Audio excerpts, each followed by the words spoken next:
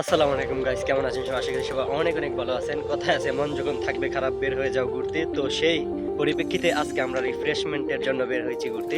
দেখা যাক আজ আমরা কোথায় কোথায় ঘুরতে পারি। ততক্ষণ পর্যন্ত সবাই সাথেই থাকবেন। আসলে আমরা বের হতে হতে বিকেলবেলা হয়ে গেছিল, তাই খুব বেশি দূরে না গিয়ে কাছের একটা জায়গায় যাচ্ছি।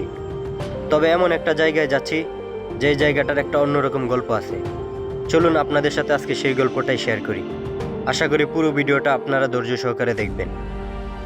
তো দেখতে দেখতে আমরা আমাদের গন্তব্যে পৌঁছে গেছি, আর এখানে এসে দেখা মিলল এই তিনজন ছোট্ট বন্ধুদের সাথে।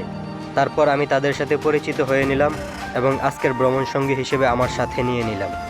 প্রিয় দর্শক, আপনারা হয়তো এই জায়গাটিতে ঘোরাঘুরির মতো তেমন কিছুই দেখছেন না, আবার হয়তো ইতিমধ্যে অনেকে এই জায়গাটিকে চিনে ফেলছেন। হ্যাঁ, আমি এই মুহূর্তে আছি পাহাড় বিলাসে, যেখানে পাহাড় বিলাসের ধ্বংসাবশেষ ছাড়া আর কিছুই অবশিষ্ট নেই।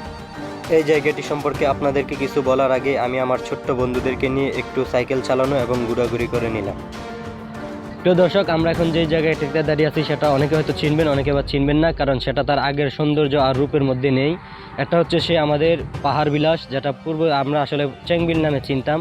তারপর এটাতে মানুষের সমাগম দেখে একটা নতুন করে একটা পার্ক তৈরি হয়েছিল, এখানে অনেক মানুষ আসা যাওয়া করছে। বিকেলে আসছে, সকালে আসছে, দুপুর আসছে, সবাই যে যার মতো আসছে, ঘোরাফেরা করছে। কিন্তু বৈষম্যবিরোধী ছাত্র আন্দোলন 2024 সালে ছাত্র জনতার অভ্যুত্থানের পর দুষ্কৃতীরা এই পার্কটা আসলে ভেঙে ফেলছে। আমি বুঝলাম না এটাতে আসলে কীরকম লাভ হয়েছে, তবে একটা সৌন্দর্য জায়গা ছিল, এটাকে নষ্ট করা আমার মনে হয়নি উচিত হয়েছে বলে। সেখানে যে বিলটা ছিল সেটা এখন আর নেই।